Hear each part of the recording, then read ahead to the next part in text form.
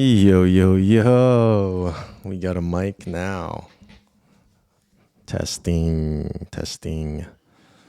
Yo, yo, yo, yo, yo, yo, yo, yo, yo. Yo, yo.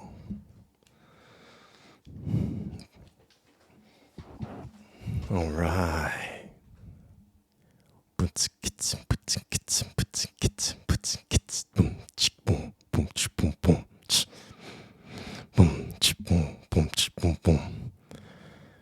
All right, buddies. Shit. Let's start with a song. I think I might have to stop doing that soon because copyright, sadly. But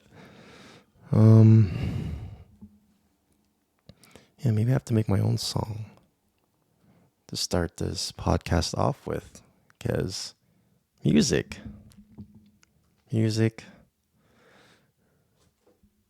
gets you in the mood, releases stress, fear, everything. That's why they used to dance a lot, in every civilization, every culture. Indigenous tribes would dance. Yeah, that's their form of therapy. That's their form of therapy. And think about it.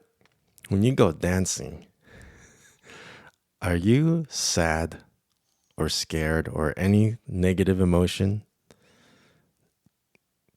Zero. It's impossible to feel negative when you're dancing and singing. Those are the original forms of therapy and the best form. Yeah, I used to love to dance, go to clubs, learn different moves, Michael Jackson. I didn't know that it was a healing thing. So I try to dance a little bit when I can, and I guess let's get that going today. So the song I'm feeling today is, you might remember this from Spider-Man with Tobey Maguire.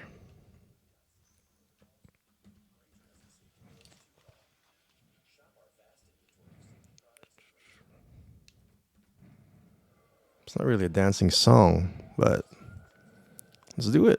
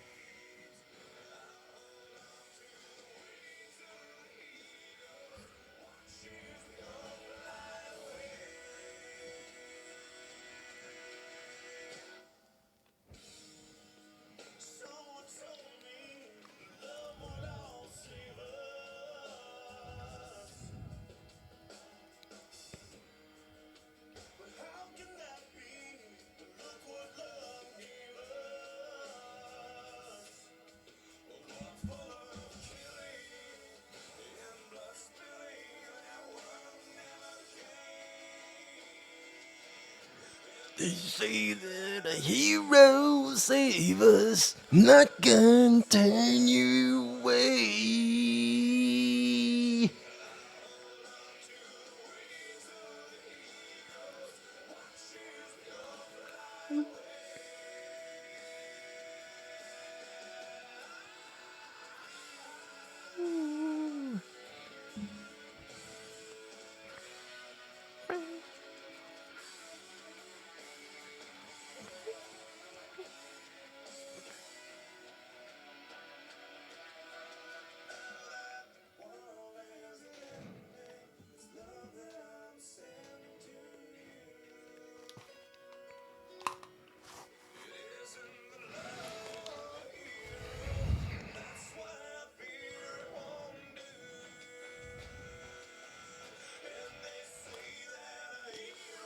save us.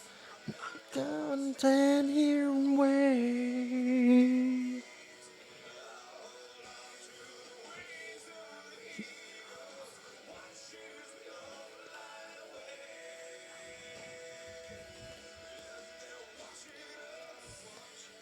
Watching us fly away. Yeah. Watching us.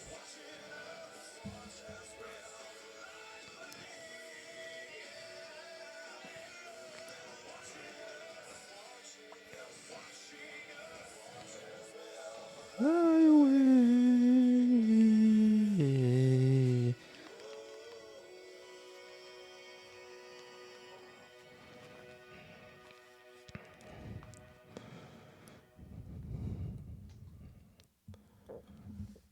Yeah, I've been listening to that song a lot lately. Um,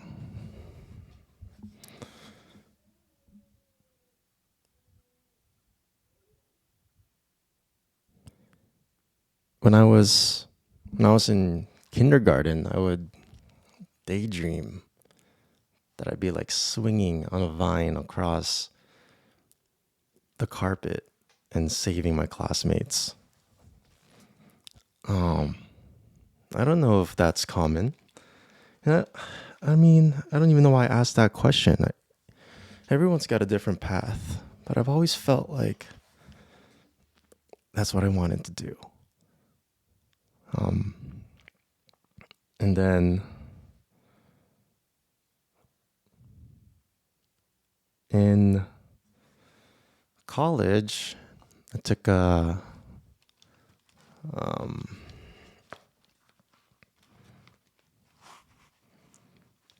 took a like a social psychology or human psychology, I forget, one of the classes, and there was this um, concept known as the bystander effect, and it means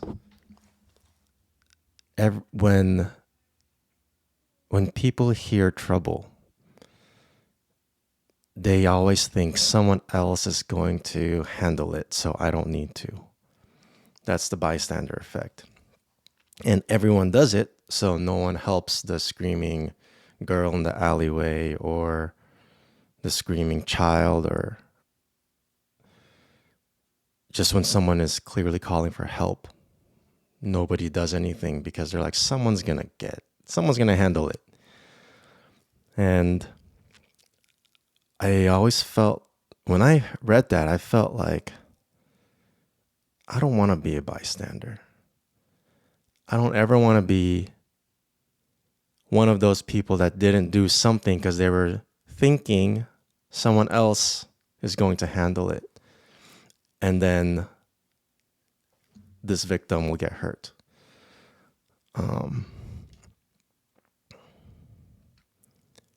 Yeah. So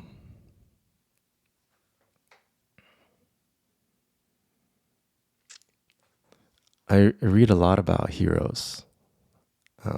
Joseph Campbell's Hero with a Thousand Faces, which is the mythic structure and heroic structure for all stories. You see that structure in Iron Man. That's what Jon Favreau used for Iron Man 1. And then Disney used his exact formula for like a bunch of Disney movies to come. And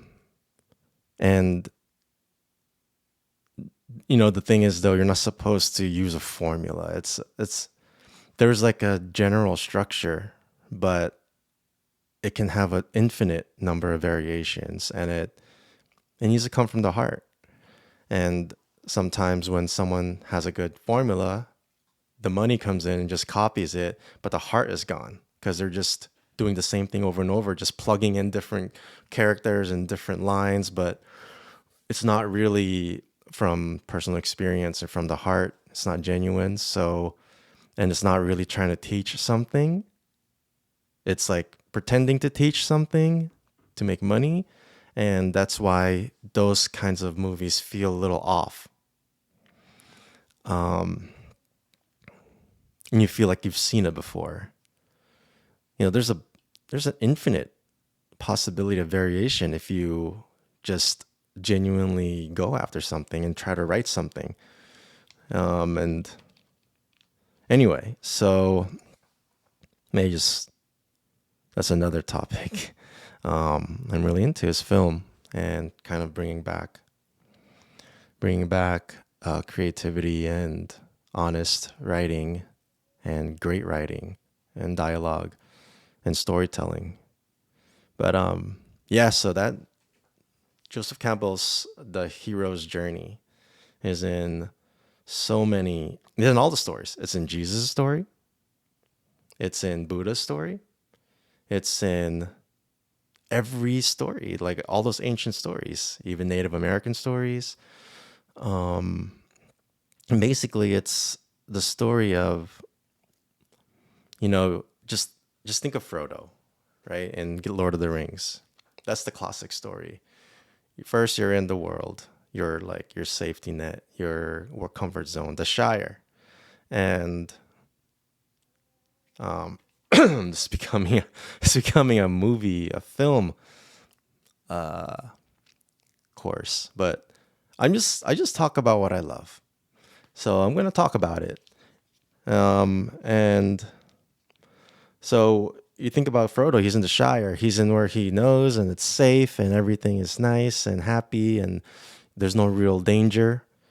And then all of a sudden, Gandalf finds out that that ring Bilbo gives to Frodo is actually the Ring of Power, and it's the source of evil in the world and danger, and they need to destroy it. And and Gandalf notices that Frodo can hold the ring without it affecting him, twisting him. So he's like, "Oh crap! Like, sadly, you're the only one that can hold this thing for some reason." Basically, because his ego, he doesn't have a big ego, so he's not easily warped by desire and fear. That's why Frodo is able to hold it. He's special. And then Gandalf's like, "I'm sorry to put this on you, but you need to take this ring right now and meet me in this other city outside the Shire." And Frodo has to make a decision. That's called the call to adventure. And because he's so brave, extraordinarily brave, he's like, "Let's go. What do we need to do next?"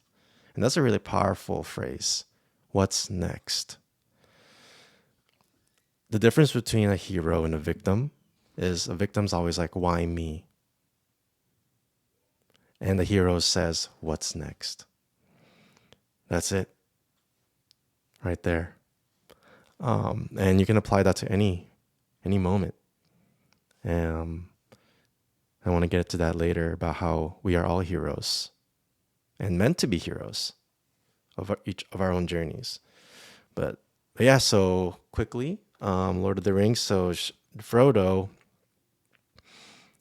accepts the call to adventure and he leaves the Shire. He walks out that door, and like Sam's like, "Oh, this is the farthest I've ever." Sam comes with him because he's a good friend, an ally, and then they reach like past the farm, and then Sam's like, "This is the farthest I've ever been from the Shire. I've never been this far." He takes that step, and boom, they're thrust into this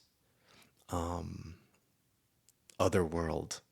Right? There's the ordinary world, the Shire for them, and there's this, I don't know, underworld or other world, which is out there where people aren't nice. There's death. There's orcs, and Sauron's trying to like get his army together. So they go, they thrust themselves into this other world, and that begins the adventure. And then the hero's journey is like met with trial after trial, getting harder. And from the moment they leave the Shire, they're like their life is in danger, right? They're being chased by those ghost kings, the wraiths, and I'm a big fan of Lord of the Rings. I've seen it maybe 50 times. And I recommend everybody see it because it's a really great story and has a lot of hidden wisdom in it. So, uh, so anyway, he goes through all these trials, and each trial he overcomes it, and he, each trial, every time he overcomes a big obstacle, he kills a bit of himself, which is like his ego. When you overcome your fear, that part of you that was afraid dies essentially, or like dissolves. So eventually you keep doing that, overcoming fear after fear until suddenly your entire ego has dissolved. It's called dismemberment. And that means you basically, in some old mythology, it's like portrayed as like the body is ripped apart by like a falcon or something and shredded and then rebuilt. And if you remember Hercules, the Disney movie, he wants to be a hero, right? He wants to be strong and he wants to save the world and he wants the glory. But then at the last second, when this girl is in that soul pit, that soul's whirlpool, he says, "Fuck all that. I'm just gonna sacrifice my life and save her." And he dives in, and as he dives in, his body deteriorates because this is like you die when you go in there. But he's swimming to her, trying to reach her, and then basically his body's dismembered because he killed his ego. He's not about the glory anymore. It's not about, yeah, it's not about. That's what the ego is, right? It's about me. And he said, "No more me. It's about her." And when he does that, his whole body is almost dead, and then the fates are about to cut his thread, which is how someone dies in Greek mythology. And at that moment, his thread turns gold and it's uncuttable because he becomes immortal. He becomes a god because he's son of Zeus, and he doesn't die. And that's basically the transformation. And that's what happens with Frodo, right? Like he also comes back. He doesn't transform like physically like that, but like he transforms in that when him and his hobbit friends, Sam and Pippin and Merry, are back at the bar in the Shire after they destroyed the ring, everyone's like partying, living their normal lives, and they look at each other and they're like, we're kind of like past that now. We're different now. And they just no words are spoken. They look at each other. They're like, they look around. They're like, no, that was a hell of a ride. And then they cheers their beers. And then Sam sees that girl he's been wanting to talk to, and he takes a sip of beer and goes ask her out because he's like, what the fuck? I killed like 50 orcs. I can ask this girl out. And that's kind of what happens when you go on your adventure. You come back, you're changed. Your ego is dissolved. You come back different, wiser, and then you bring that back to your ordinary world and you apply that, and it brings you the treasure, right? Like for Sam, he got the girl.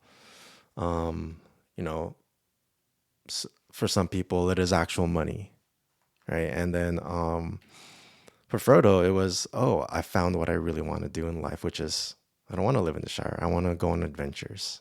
I'm an adventurer. And that's every story. Every story goes through this journey.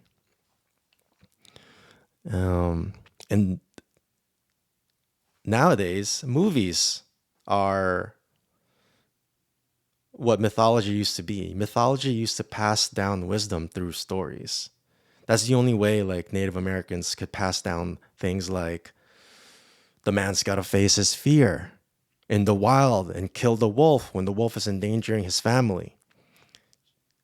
Right? So they teach courage through these stories. Otherwise, you're not going to be courageous in those moments. You don't learn to train that, and then you become prey. So these are important values or virtues that people need to learn. And we kind of lost that, over time. And now the remaining mythologies we have are movies. And there are some movies that really teach us great lessons. And those writers were trying to teach us. They're basically the modern day shamans or teachers, and they teach through their movie the best lessons. And you know it. You know it, like in Lion King, when Mufasa, his ghost. Remember when Simba's older, Mufasa's like, "Remember who you are." You know, that's like the writer's trying to tell us the same thing, right? Like the hero of each movie is supposed to be you. Like you see yourself in that hero, and the hero goes to trials, and it teaches you that even though he goes through these trials, he um, he overcomes, and then he is afraid, and it's okay. Um, yeah. So the point I'm trying to make is, I mean, if I am, is that we're all heroes. We're all meant to be. And that's what movies like The Matrix are trying to teach us. Um, V for Vendetta, Lord of the Rings, um, Kill Bill, all the good stories. They have like the hero gets it done. Iron Man, a lot of the Avengers movies. Some of them are good, some of them are money grabs, or most of them are money grabs, but some of them are really good. Especially Iron Man 1, that was John Favreau, and he comes from the heart. Um, but yeah, we're all heroes. And I think, it's kind of been, we're kind of losing that fact and absolute truth. There's a lot of forces at work in the world to make us forget that. Because if everybody's a hero and everybody's following their heart, then they won't make good employees. They won't make good sheep. They can't be controlled and drained. Like look at social media. We have they have addicted everyone. But I feel like boomers are kind of like, it's like a fun thing to do, like fun new thing to do, but it's not so crazy for them. Millennials were pretty addicted, right? We were like, remember when texting? We were like in high school and we were texting on the Nokia. It was so exciting to get a text back, got 3 new messages. And then remember like AOL, AIM, we were like at the beginning. And then in social media, we were the first to get Facebook. And that was really cool. It's really cool to be able to connect with everyone, all our friends through college. But then social media picked up on like the power, and they started to, now it's an addictive thing. They basically use the same thing as slot machines. What do you think is going on in casinos? Why are those lights so bright and those sounds like that? It's weaponized to keep you there, to drain your life force in the form of your money. You give your life force, your energy to make money, and then you give that to them. So you're basically working for the slot machine. You work 8 hours a day for the slot machine, basically your whole life. You sleep 8 hours, you work 8 hours, and you play slot machine 8 hours. So you rest, and then with that rest, you regain your energy, and then you spend it on work. And then after that work, you get money for it. So your rest and your work turn into money, and that money is put into the slot machine. It's sucking your life. It's a succubus. And if you look at social media, that's what it's doing. Dude, I literally, I have a timer on my phone. I only look at social media like 5 minutes a day. That's as much as I'm allowed. And mainly I do it for like creative work, like this.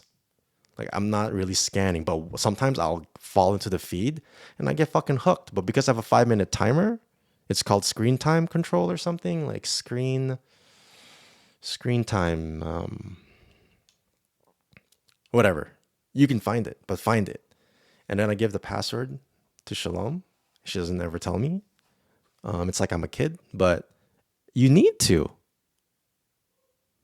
right? Like you need to block yourself from that highly addictive, right? If you love cocaine and you're trying to quit and in your pocket is a pound of it, right? It's going to be really hard to fight that urge, especially if you're not feeling good and you're like having had a long day and like things aren't going well in life and you're struggling. It's nice to get a little escape, right? So if you have a pocket full of it, how are you going to stop? How are you not going to fall into it for 30 minutes at a time, an hour at a time, over your lifetime? That's your whole life. And what this thing does is it drains you, and then they run ads on you, ex-performance marketer, so I know. And your money is drained too. Now you're paying on these apps to buy all these things because they're targeting your ass because they know exactly what you're doing all day long on your phone because that's all tracked. So I blocked social media completely. So there are forces. Anyway, whew, what a tangent. But like there are forces in the world working to fuck you up. Right? If there was a dude outside your house wanting to shoot you in the leg every day, don't you think you need to set up a system where he's not able to get in? That's what social media is. You got to block it. And this is going to hurt people, but same with alcohol. Alcohol has it's got no positive effect for you. It's literally opiate of the masses. Social media, alcohol, it literally all it's doing is destroying your body, destroying your liver. I talked to a guy. He said he quit drinking because his girlfriend, they were both big drinkers till in their 60s or 70s. He was 70 years old. His girlfriend, the liver just stopped working. And so basically every week, someone has to come and pump the liver, take out all the toxins because the liver can't process toxins anymore. So she had to quit, obviously. Basically, her liver died. And then he had to quit because he's like, just for moral support. Good on him, right? But you know what I mean? My dad, liver cirrhosis. Alcohol is nothing good for you. It's meant to destroy you. And then it's portrayed in movies as really cool. It's not cool. It's not cool at all. What's cool about it? It doesn't make you feel good.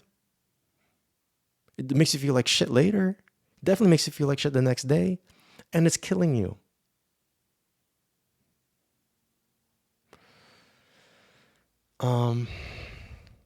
Yeah.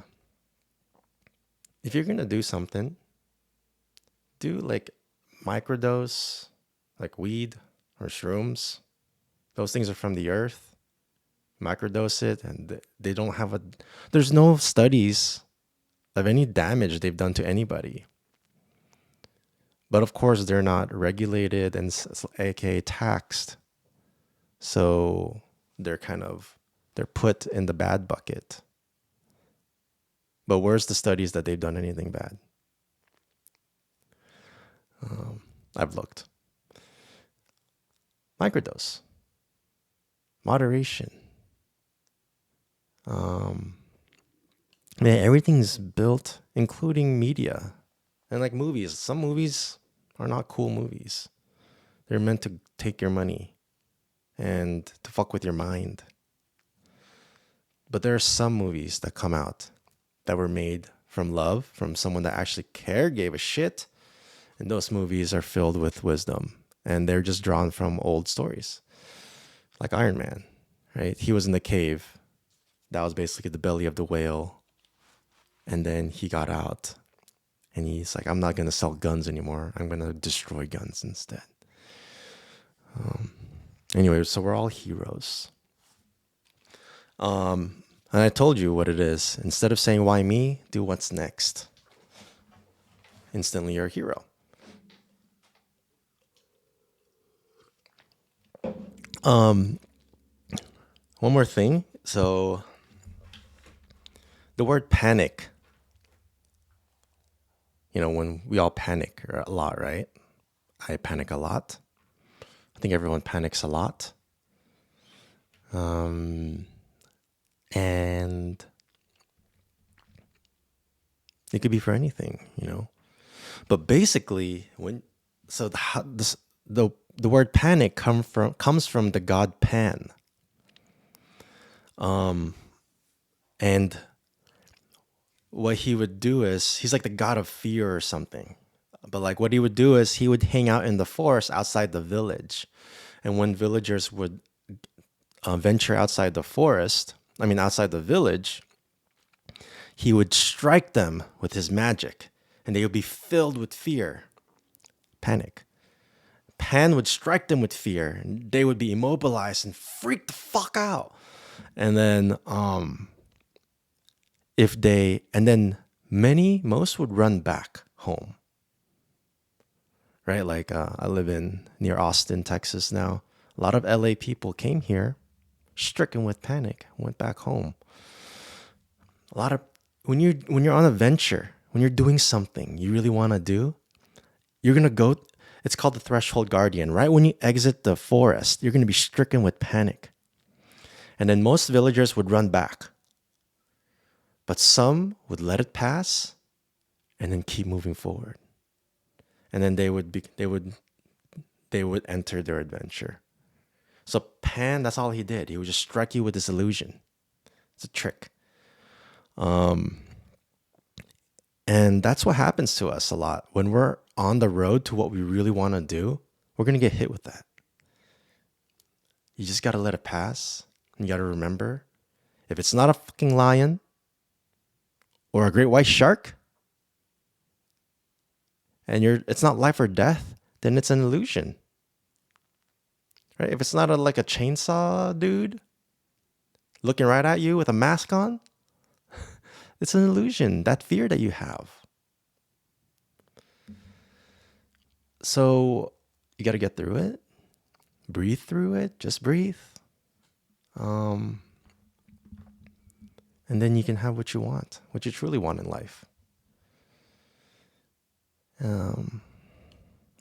Yeah, so we're all heroes. It just comes down to a choice we all have. We always have a choice to say what's next versus why me. To give into the panic or to keep going despite it.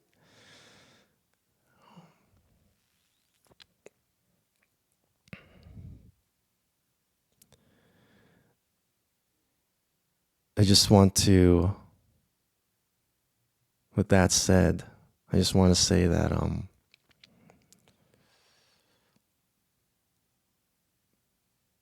there's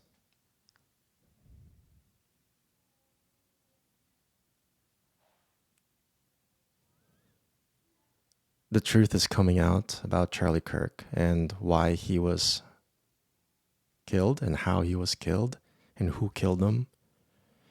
And Candace Owens is, I think, the bravest, most badass human being on the planet right now, because she's straight up on her podcast, live streaming an hour straight, talking about all the shit she's found, about what really happened. And it's not the woke people that did it. It's not the left. It's not about politics. It's way worse than that. Politics is another illusion, right? Right versus left, good versus evil. It's not what it really is about. So check her out, Candace Owens. She's really cool. Coolest person I've ever seen to date.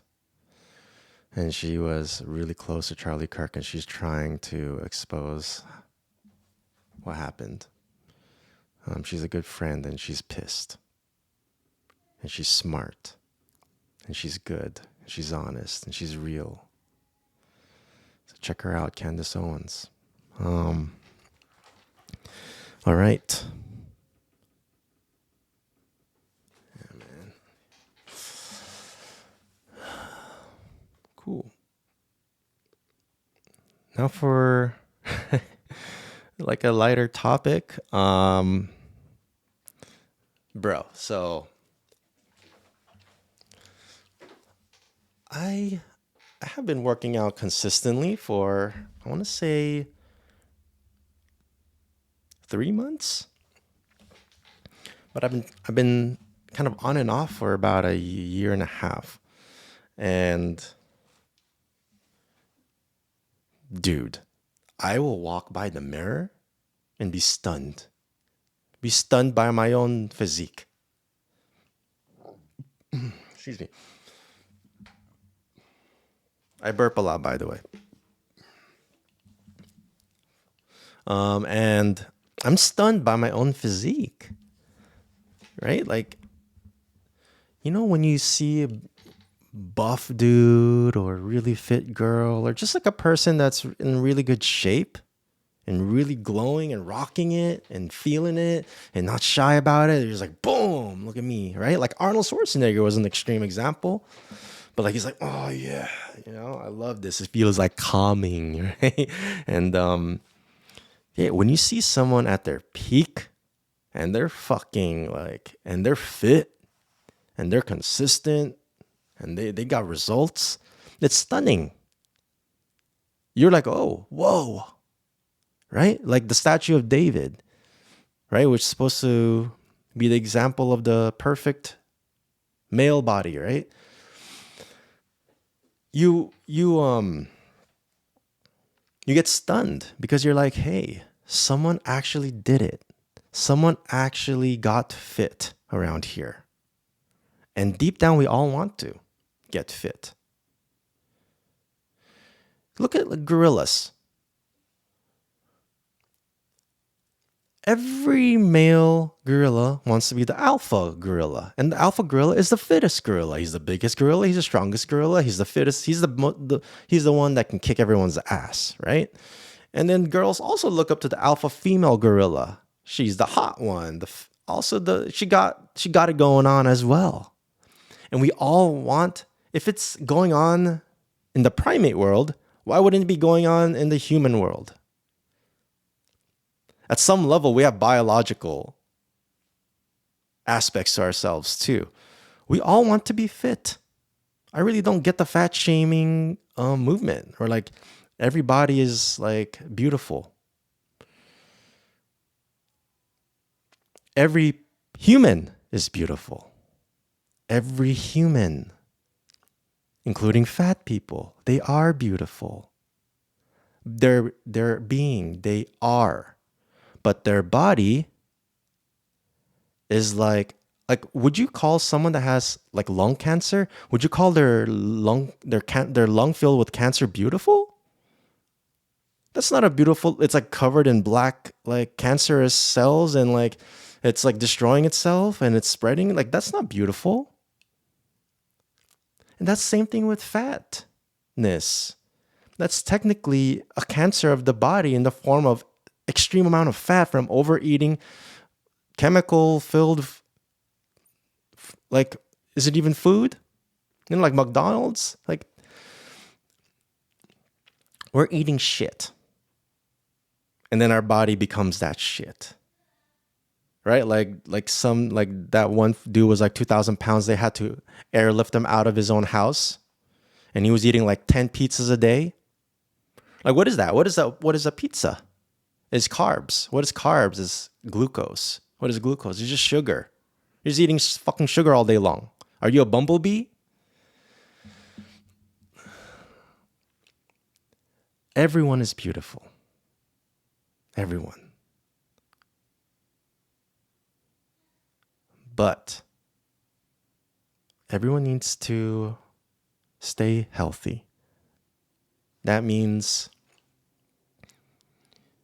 we have infinite amount of food now. Before, like, you never know when hunter-gatherers didn't know when their next meal was coming. But now food has been weaponized and monetized. And now it's like cheap, easy, and not even real food anymore. So we need to eat real food. Like eat a banana. Not a fucking, not French fries from McDonald's. Or that are like, they're like genetically, they're like fucking long, right? They're like this long. That's not a potato. The potato is like this long. So what is this? Eat whole foods. So, okay. I was 175 pounds back in, I don't know, like 3 years ago. I was considered overweight on the BMI scale. You put in your weight and your height based on that. And I didn't work out, so I knew it's not muscle, it's all fat. I have pictures. Maybe I'll put it up here if I figure out how to do that. Anyway, I lost 25 pounds and never got it back. Look, I'm pretty toned, like kind of skinny buff, I guess. But I'm not even that skinny. Anyway, I lost 25 pounds and never got it back.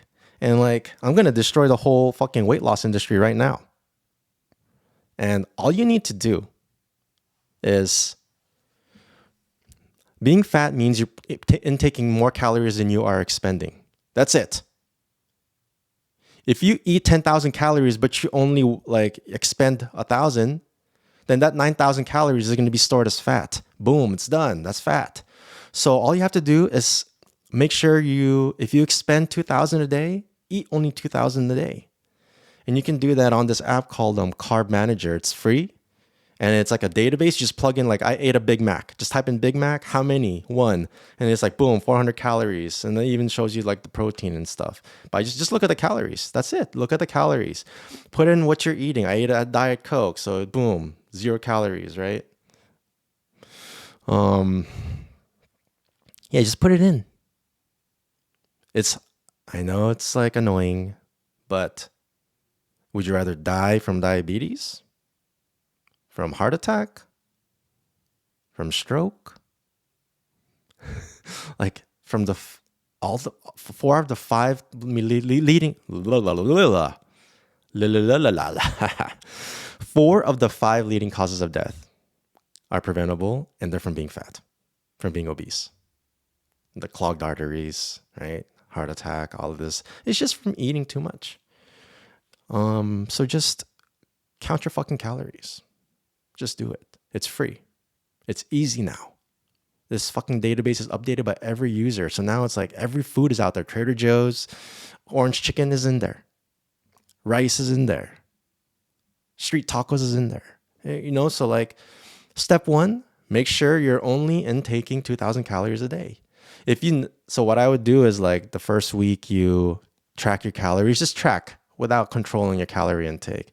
Just eat normally. Then you see on average, okay, so I'm eating 3,500 calories a day. Do I work out? No. So how the hell am I expending 3,500? And then check out, like, you can like just Google real quick, like, what calorie intake do I need to not be overweight at this height and this gender, right? So if you're male, so like tell you like for me, it was actually like, I think like 2,000.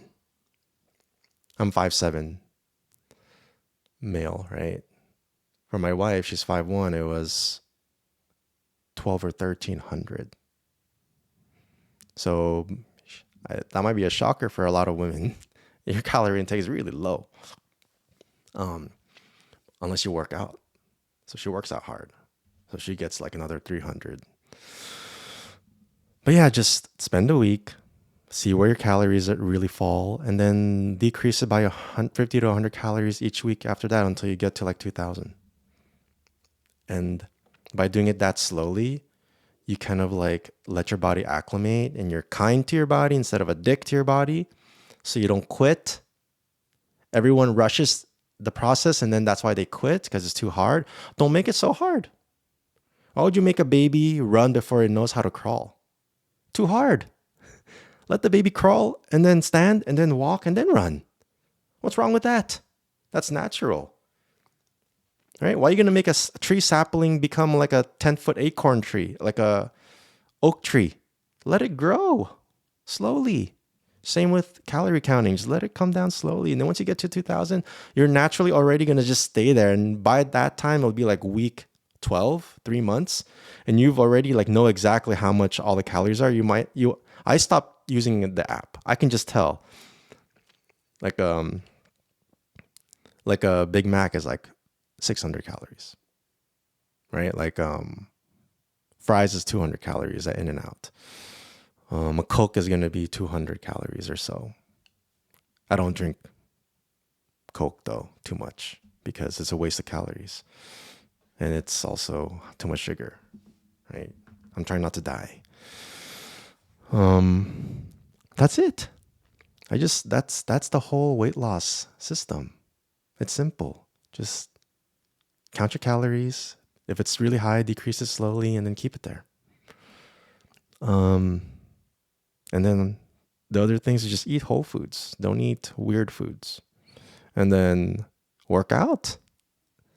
The trick I do is, I look in the mirror now and I'm fucking damn. But I'm doing it to myself. Imagine how that feels. If you look in the mirror and you're stunned by your own physique. This is not about ego. This is about the person, the man I admire is myself. There's like a Cartman clip about him like admiring himself. Anyway, I admire myself, and so I give props to myself, and myself feels better, and then I do more of this workouts, and I admire myself again, and I'm stunned by myself, and I raise myself up, and I just keep raising myself up. It's a lot of people are familiar with the other direction. You're like, oh, I'm shit, or I suck, or imposter syndrome, or like I'm no good, and you tell yourself that, and you kind of lower yourself, and you feel shittier, and then you do shittier things, or you don't do what you want to do because you don't have the confidence, and then you're like, oh, I couldn't do what I needed to do, so I'm shit, even more shit. So you lower, and you keep lowering yourself. That's like depression, right? Imagine the other way. The other way, I'm like, damn, look at me. I'm a role model for me and other people. But who cares? Don't compare yourself to other people. Compare yourself to who you were yesterday. Huge hack.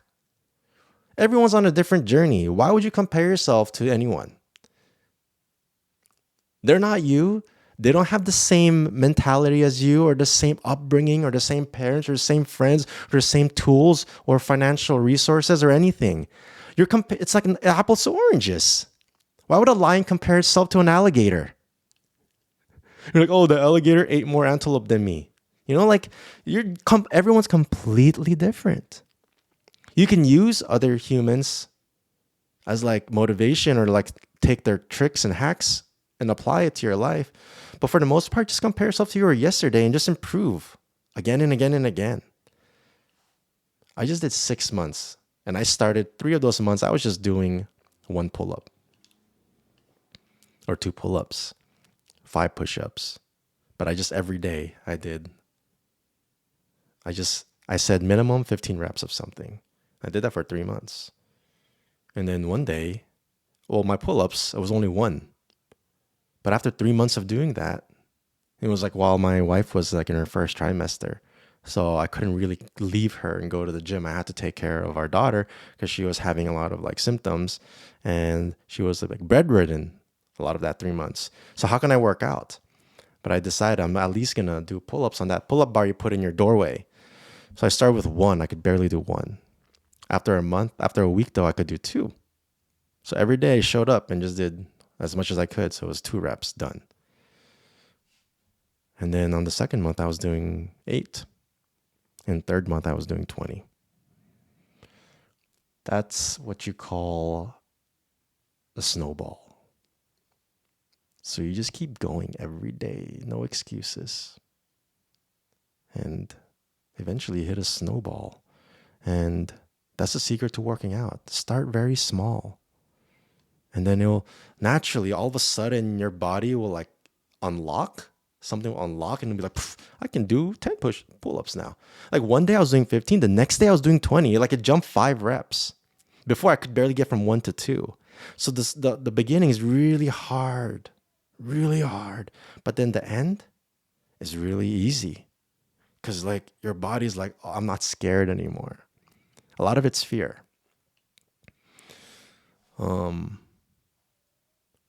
Yeah, like I would like also do like meditation before I would like lift a really heavy weight on the bench press and like really pump myself up, visualize I'm like going Super Saiyan, I'm like my body's going on fire, I'm about to fucking hit this big weight. Yeah. Come on. Fucking play Power Rangers, Mighty Morphin Power Rangers theme song. And because my daughter loves it, and then I'm like, hey, this is actually really fucking like great pump up. It's like heavy metal. And then one day I was like, fuck all that prep and just go. Because what am I doing all that? Because I'm scared, right? I need to pump myself because I'm scared to hit this big weight. What if I miss it? What if it's too heavy? What if I fail? What if I can't even do one rep? But then one day I was just like, fuck all the prep. Let's go. Boom, right away. Boom, boom, boom. And then before I was like, the day before I was struggling with like 4 to 5 reps. I hit 8 reps when I wasn't like preparing so much. I just did it. That's the power of fear. Right? So, yeah. The God Pan, right? Panic. Cool, dude. I think that's it for today. Yeah, that was really fun. Yeah, so I just wanted to, before I end, I wanted to say a big thank you. This is my second podcast ever. And I want to say a big thank you to, number one is my wife. I wouldn't have started my first podcast if she didn't push me to do it. She was like, you need to do a podcast. And she gave me like the most amazing feedback. She kind of sat me down for a while and just told me that I have things that are worth putting into a podcast. Like really, really worth it. Honestly, no, this is a very scary thing for me to do. To sit in front of a camera and say what's on my mind and what's in my heart.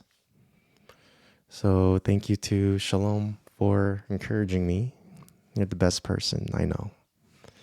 And I wanted to also thank David, one of my best buds.